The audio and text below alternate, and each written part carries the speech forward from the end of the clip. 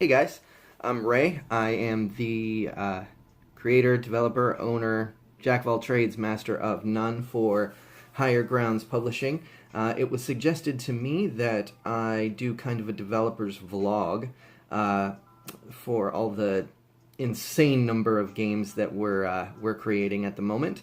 So I decided to go ahead and do it. I hope it's not too long, boring, or whatever, but so here we go. First off, I've got my tea. I know. I think my friend over my English friend over at Psychic Cactus Games might get mad at me for leaving the tea bag in, but what are you gonna do about it, right? Oh, and it is definitely Castlevania.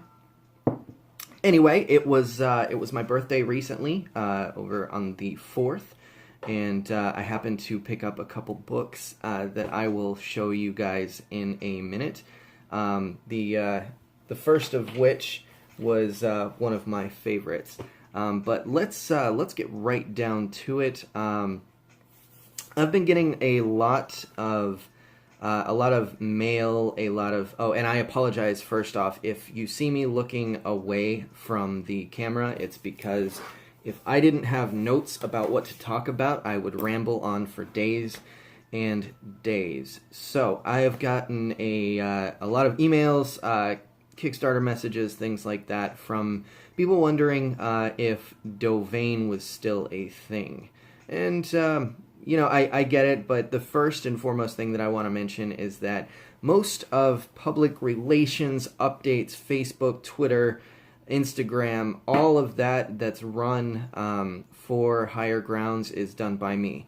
And being that I am also the main writer, I run everything. I basically do everything. It may not be a one-man show, but for purposes of that, it most definitely is. I want to apologize to all the fans that haven't seen constant or consistent updates. It's just a matter of having a plate that's absolutely full and not having enough time in a single day. I need... I could do with about 30 hours in a day, and I probably still wouldn't get everything done. So as far as Dhovaine goes, absolutely still being developed. I'll be the first to say that the system itself got a little crazy. It's supposed to be a 3d6 base variable pool engine created by me in order to be something kind of unique, something that has never really been seen before, especially in a monster hunting game. So that got a little crazy because when I play tested it, I sat down with just me and a couple friends and tried to play test it, and everything just basically blew up in my face. So I had to kind of backtrack and do a lot of revisions to that. The magic system is also crazy. I'm really excited about it, but at the same time, I'm very, I wouldn't say hesitant, I'm just very nervous to get it out into the public because it's something that I've been working on for a long time, but I have never really seen a magic system quite like it. And the reason being is that if you've been keeping up with any of the updates or anything that I have been doing for Dhovaine especially, you will know that it's like a glyph system where you can mix and match the glyphs that your character knows. Your character doesn't know spells, your character knows the glyphs that are components of that spell, and you can mix and match them in order to create different spell effects. So, that created, I think, a combination of around 4,000 spells. I think it was a little short of that, something around 3,860 or something like that. But that's been a major undertaking, and it's taken quite a bit of time to make sure that we do right. And I've always followed the idea. I think the owner of Nintendo, who passed away, said that a bad game that's released on time is always going to be a bad game, but if you take the time and you develop the game and you're a little late, that's better. I messed up the words, I know I did, but that's basically my philosophy, is that when I produce a game, especially of that magnitude, I really want to ensure that you guys get the best game that I can personally produce. So the deadlines on Dhovaine have definitely been pushed back a little bit. Either way, it's going to be a cool game. I'm really excited to get it out. If I'm a little nervous to see how the playtesting goes in the next round, but we'll see. Definitely it's still in development though. It's still being written. It's still being playtested. It's still being worked on. So that is not a dead project. There are no dead projects in Higher Grounds right now. If you have heard about it, if you have seen it, if you have backed it as a Kickstarter, it is still going. The issue is that I'm a one-man show, and I can only do so much. I apologize for that, but, it's not too much to undertake. It's just a lot to undertake at once. Which brings me to... actually, first, let's get to my birthday. So the first thing I picked up, and there's a story about this. I picked up some clan books. Clan Book Nosferatu and Clan Book Gangrel.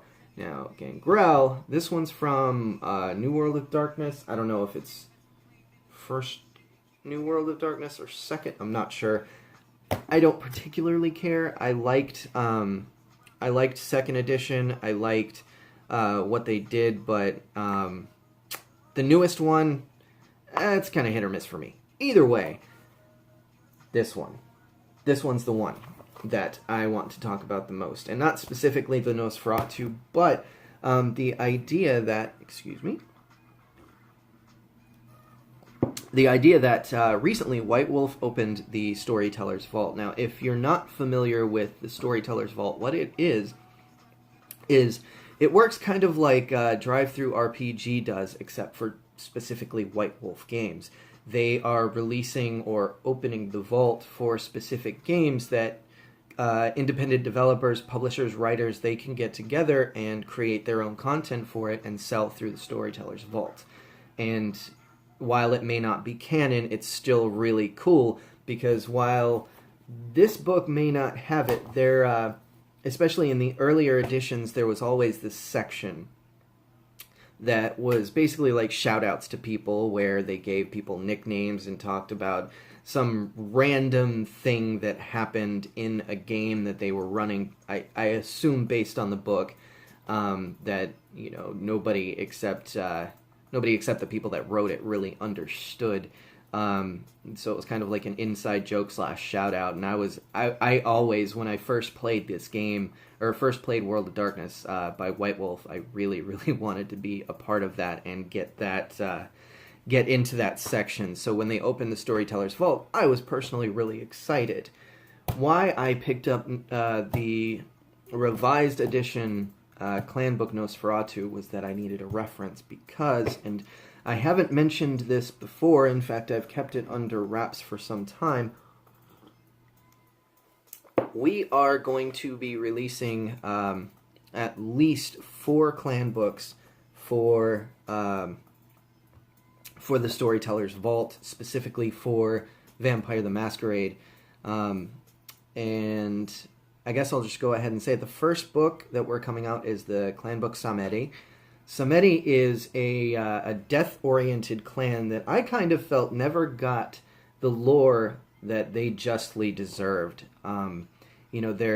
If you go through all the books and all the lore, you kind of get an idea of where they came from, why the Giovanni hate them, etc., etc. But you never quite get that feeling of wholeness out of the clan, so I have decided that I'm going to write a clan book for the Samedi clan. That brings me to the Harbingers of Skulls, who are also going to be getting a clan book through us, which is going to include / relate to clan book True Cappadocian, which I know is going to raise quite a few heckles and definitely quite a few eyebrows. But So Clan Book True Cappadocian, and then there's the Einherjar from the Sea of Wolves, and I'm really excited about the Einherjar because I'm personally a fan of Norse culture and mythology and all that, and it stems from the Sea of Wolves book. I believe it's called the Sea of Wolves anyway, but it's going to be pretty fantastic because it puts Odin at the center of vampire creation instead of God and Cain and all that. It puts Odin right at the top there, and so I'm really excited about that. So Storyteller's Vault, clan books on the way, possibly even some setting guides. Keep an eye out for that. So we've got, I've mentioned Dhovaine, mentioned that. Modern Adventures is definitely still plugging along. One thing about Modern Adventures that's kind of been halting us up a little bit, the lore in this book is insane. It's I compare it to the lore that was in the World of Darkness originally, White Wolf's original and revised World of Darkness, because it is a massive undertaking.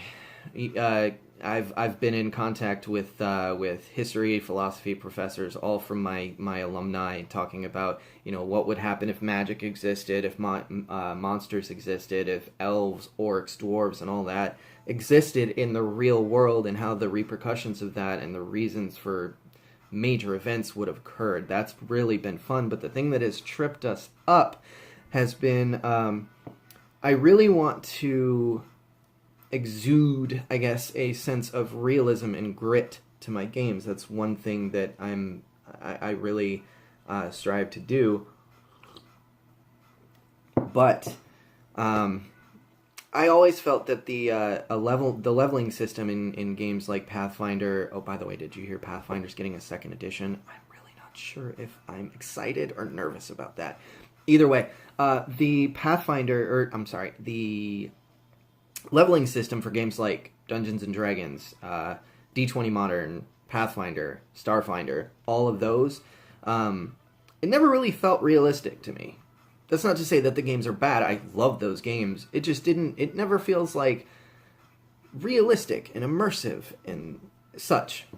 So I threw around the idea of a level list system, and the fuck of it, if I may be so bold, is that about half of my people, of the people that have backed the Kickstarter or that I've mentioned it to, love the idea. They're like, level-less, hell yeah, I'm curious how it'll work, it's unique, I like it. And then the other half has been, oh, fuck that, I don't like it, I don't want to see that, it's supposed to be Pathfinder. And I'm not making fun of the people that don't like it, I'm not making fun of the people that do. I'm just saying, for me, as a publisher, I want to do things that fans will like. I write what I want to write, and I write what I love. But I want to make sure that I'm being loyal to my fans as well. So that has really kind of put a damper on moving forward with the game, is the decision of whether or not we should do that system. Because both of them have been written out, because it started out as a level system. And I played around with it, and I started to write a level-less system, and then I realized that by the time I was done, I had worked on the level-less system for so long that both systems were done.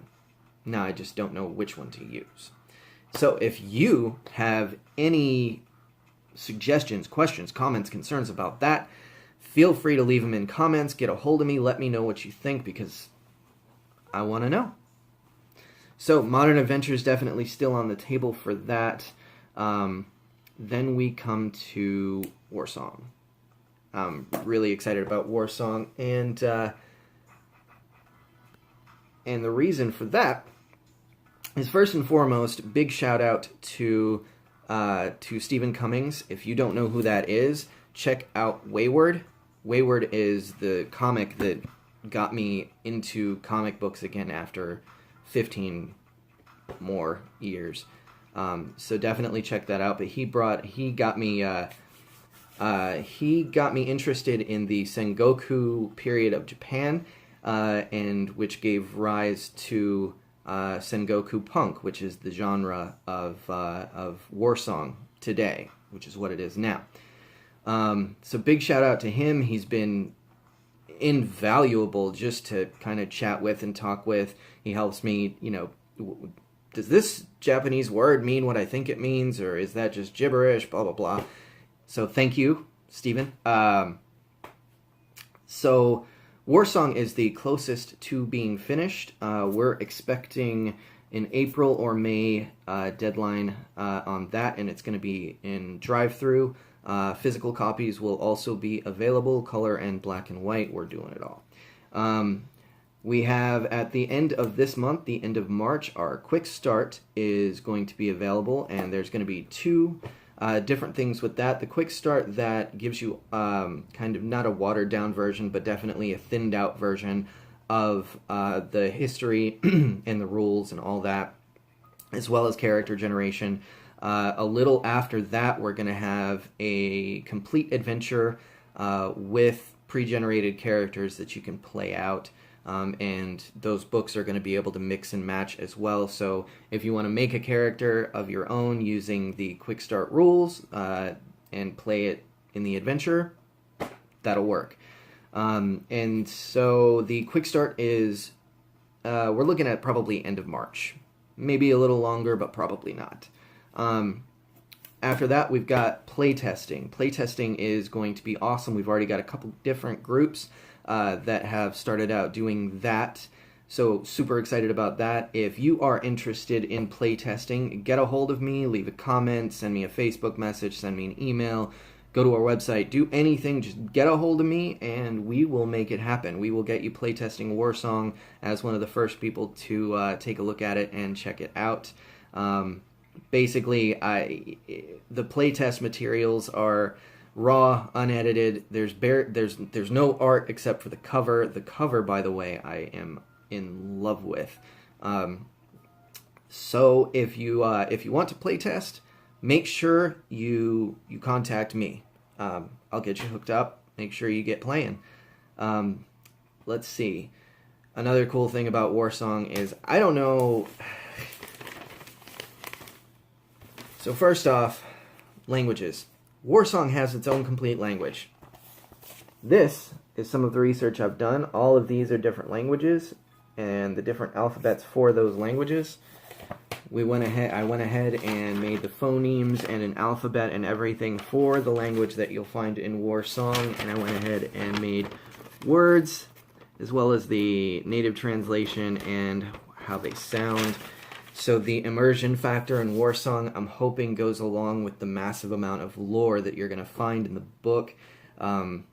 Super, super, super excited about that. Inspirations for Warsong come from things like Horizon Zero Dawn, Samurai Champloo. This, I don't know if it's an indie game or not, but it's called The Last Night, and it's like 8 or 16-bit or something.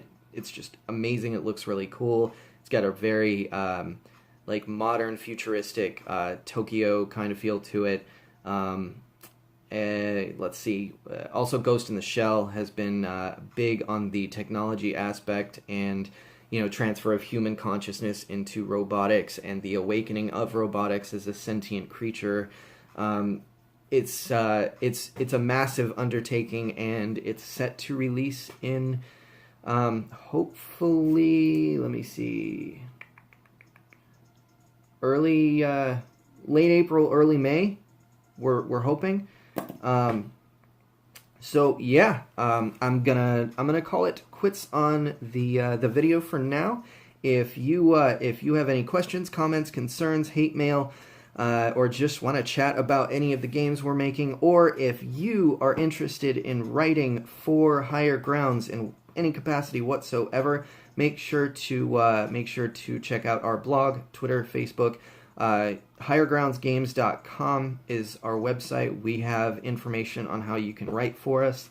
Until next time, guys, stay tuned. Hopefully I'll be doing this maybe once every 2 weeks or so, maybe once every week. We'll see how it goes. I'll see you later.